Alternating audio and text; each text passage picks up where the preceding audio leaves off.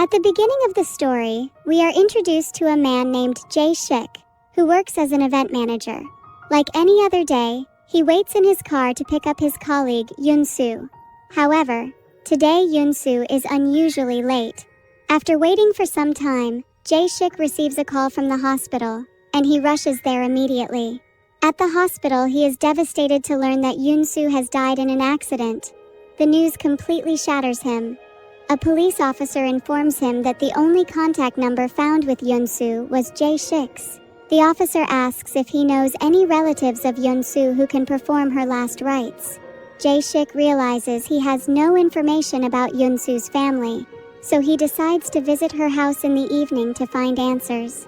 Upon knocking on the door of Yoon-soo's house, Jae-shik finds it already open.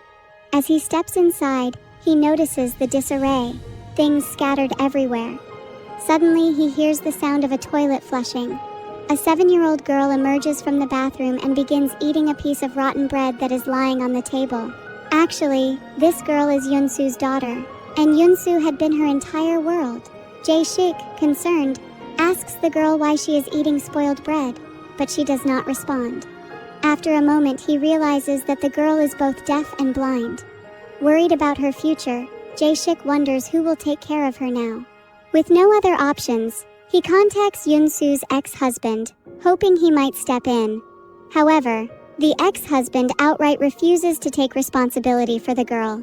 Left with no solutions, Jae-shik sits in a corner and lights a cigarette.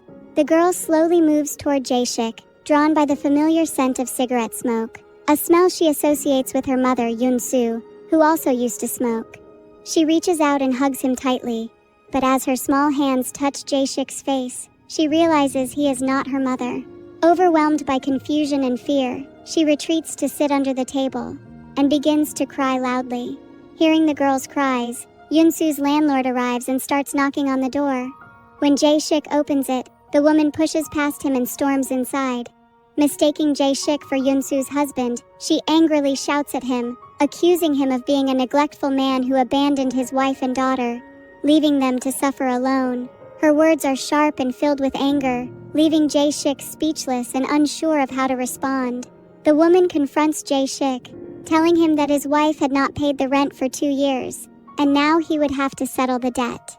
Jae-shik, left with no other option, explains to the landlord that Yoon-soo has passed away and that he has no money to pay the rent. The landlord, hearing this, softens a little and feels a pang of sympathy. She tells Jae-shik to pay the rent as soon as he can manage it. As she prepares to leave, she urges Jae-shik to take care of Yoon, the little girl. After the landlord leaves, Jae-shik abandons Yoon and returns to his house. There, he discovers that his landlord has evicted him due to months of unpaid rent. Now without a place to stay, Jae-shik decides to return to Yoon-soo's house. At the house, Jae-shik sees Yoon checking the shoes by the door to see if her mother has returned. However, fear grips her when she notices an unfamiliar pair instead. Frightened, she quietly retreats under the table and remains silent. After some time, Jae-shik brings ramen, lets Yoon smell it, and then places it in front of her. She takes the ramen in her hands and tastes it, but she doesn't like it. Disappointed, she crawls back under the table and continues eating the moldy bread. Jae-shik tries to stop her, but since Yoon cannot see or choose her food properly, he throws all the moldy bread into the trash. He then places the ramen on the table where the bread used to be. Later, when Yoon reaches for the bread, she realizes it's gone. Frustrated and upset, she starts crying. Feeling guilty, Jae-shik goes to the market and buys fresh bread for her. However, by the time he returns, Yoon's mind has changed. Drawn by the aroma of the ramen, she moves toward Jae-shik's bowl and starts eating from it instead. The next day, the landlord calls Jae-shik and informs him that some people are coming to see the house. Soon after, the landlord arrives with a group of social workers. It turns out that during the landlord's previous visit, the house was in a terrible condition, so this time, she has brought social workers to help clean it up. When the landlord sees Yoon, she asks Jae-shik to give her a bath. Jae-shik is unsure how to convince the little girl to cooperate. Eventually, he comes up with an idea and lets Yoon smell a sweater belonging to her mother, and gently leads her to the bathroom. However, once inside, Yoon starts crying loudly as Jae-shik tries to bathe her. Hearing her cries, the landlord rushes to the bathroom and scolds Jae-shik, questioning what kind of father doesn't know how to bathe his own daughter. Taking matters into her own hands, the landlord gently bathes Yoon herself. Later that night, as it rains heavily, Yoon slowly moves and lies down next to Jae-shik. Jae-shik soon realizes that Yoon is burning with a high fever. Without hesitation, he lifts her onto his back and rushes her to the hospital. The next day, Jae-shik takes Yoon to a school for mute and deaf children, hoping they can care for her. However, the school refuses to admit her because she is also blind, leaving Jae-shik with no choice but to take her back home. At home, Jae-shik tries to teach Yoon words by having her feel the shapes of alphabets, as she can understand them through touch. He also communicates by writing words with his fingers on her hands. The word he teaches her during this time is father. After some time, representatives from the court arrive at Jae-shik's home and seize all of his belongings. They explain that he has failed to repay a loan he took from a public bank, and now they are taking everything he owns. The next day, Jae-shik calls one of his friends to ask for work, but his friend refuses, explaining that their boss has instructed everyone not to offer Jae-shik any jobs. Feeling desperate, Jae-shik decides to confront his boss directly.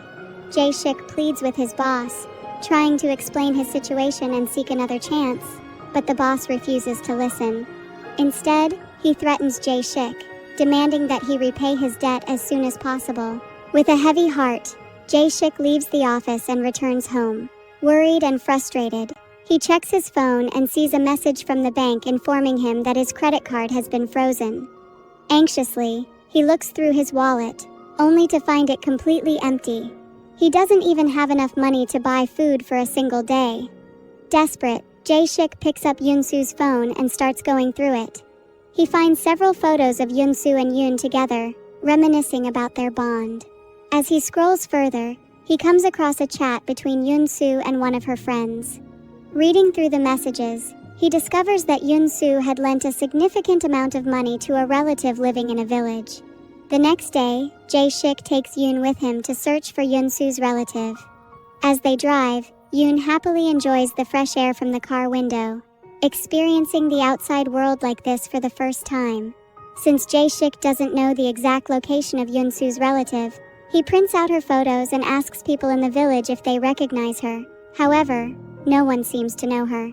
Disappointed and exhausted, Jae-shik returns to his car, but to his horror he doesn't find Yoon inside. Panicked, he frantically searches for her. After a moment, he finally spots her sitting with a farmer, joyfully playing with his dog. The farmer offers Jae-shik some food and invites him to stay the night and rest. Exhausted from driving, he agrees to spend the night at the farmer's house. That evening, the farmer gives them some sweet potatoes to eat. Yoon enjoys the taste so much that she takes one out of her mouth and offers it to Jae-shik to try. Already worn out, Jae-shik grows increasingly frustrated with Yoon's antics. The next morning, Jae-shik takes Yoon with him and continues their journey. After driving for a few hours, Yoon gets thirsty, but Jae-shik cannot find any stores along the way. Eventually, he spots a watermelon farm and immediately stops the car. He tastes several watermelons one by one before selecting the sweetest one to take with him. However, a CCTV camera installed on the farm captures all of his actions. Jae-shik takes Yoon to the riverbank and teaches her how to eat the watermelon. He writes the word watermelon on her hand to help her learn the word. After a while, a girl named Yeon approaches them and accuses him of stealing the watermelon. Caught off guard, Jae-shik explains everything to her and shows her a photo of Yoon-soo's relative. However, Yeon does not recognize her either. A few moments later, Jae-shik decides to rest in his car. Soon after, it begins to rain heavily. Yoon, intrigued by the scent of the rain, repeatedly signals to Jae-shik, urging him to take her outside. However, Jae-shik ignores her gestures and tries to sleep. Feeling upset and frustrated, Yoon becomes visibly distressed because she is unable to experience the rain. When Jae-shik notices her unhappiness, he feels guilty. He finally gets out of the car with an umbrella and takes Yoon outside. Overjoyed, she plays joyfully in the rain, experiencing it for the first time in her life. In the evening, Yeon notices Jae-shik's car still parked nearby and invites both Jae-shik and Yoon to her house for dinner. During the meal, Yeon enjoys the food so much that she takes a bite from her mouth and offers it to Jae-shik to taste. Amused by her actions, Yeon's father observes this and remarks that the little girl must love Jae-shik deeply. He explains that his own mother, who was also unable to see or speak, used to express her love in a similar way. At night, Jae-shik and Yoon sleep in the car. However, Jae-shik lies awake, consumed by worry. He barely has enough money to survive himself, so how can he possibly take care of this child? The next morning, when Jae-shik goes to Yeon's house, he notices Yeon's father hiding something. As soon as Yeon's father sees Jae-shik, he quickly leaves the area. Curious but unsure, Jae-shik says nothing. A moment later, Yeon comes outside, and Jae-shik asks if she can help him find work. Pleased by his willingness to work, Yeon agrees and offers him a job on the farm. She also provides him with a room to stay in. From then on, Yoon's life begins to change significantly. She starts learning and experiencing new things, growing more comfortable in her surroundings. The three of them, Jae-shik, Yoon, and Yeon, spend a lot of time together, whether working in the fields or sharing meals. Yeon starts recording vlogs of their time together and uploads them to YouTube. One day, after watching Yeon's vlogs, Jae-shik's boss discovers his whereabouts and sends his men to catch him. They beat him up and then take away his car because he is unable to repay the debt. Jae-shik watches helplessly as they take away his car. Later, Jae-shik returns home and checks the spot where he had seen Yeon's father hiding something earlier. There, he discovers a pot filled with money. Just as he is about to make sense of what he's found, Yeon suddenly appears. Seeing Jae-shik's injuries, she asks what happened, but he refuses to tell her anything. Instead, he asks about Yoon, and Yeon suddenly realizes that she had gone out with her father. Panic sets in because Yeon's father is mentally ill and often forgets things easily. Fearing for Yoon's safety, both Jae-shik and Yeon rush to search for them. After a long and frantic search, they finally find Yeon's father with Yoon, safe but unaware of the worry they had caused. At night, as Jae-shik sleeps beside Yoon, she gently feels the wounds on his face with her hands. Sensing his pain, she softly blows warm air on his injuries, hoping to soothe him. Overwhelmed by emotion, Jae-shik begins to cry. When Yoon feels his tears, he takes her hand and writes the word tears on her palm, helping her understand what she is sensing. The next morning, when Yeon goes to check on Jae-shik and Yoon, she finds their room empty, but soon notices a letter Jae-shik has left behind. In the letter, Jae-shik asks Yeon to check the pot outside the house. On the other side, Jae-shik takes Yoon to her father. However, her father coldly refuses to take responsibility for her, leaving Jae-shik with no choice but to take Yoon back with him. Feeling lost and uncertain about their future, Jae-shik takes Yoon to the beach, where they spend a lot of time together. But now, Jae-shik has no money left. After much internal struggle, he makes a heartbreaking decision to secretly leave Yoon at an orphanage, believing it is the only way for her to have a better future. At the orphanage, Jae-shik gently places a piece of bread in Yoon's hands, knowing how much she loves it. Struggling with his emotions, he reluctantly turns away and leaves her there. After some time, when Yoon no longer senses Jae-shik's presence, she starts searching for him. Unable to find him inside, she wanders outside and begins crying loudly. Jae-shik, who hasn't gone far, hears her cries and immediately rushes back to her.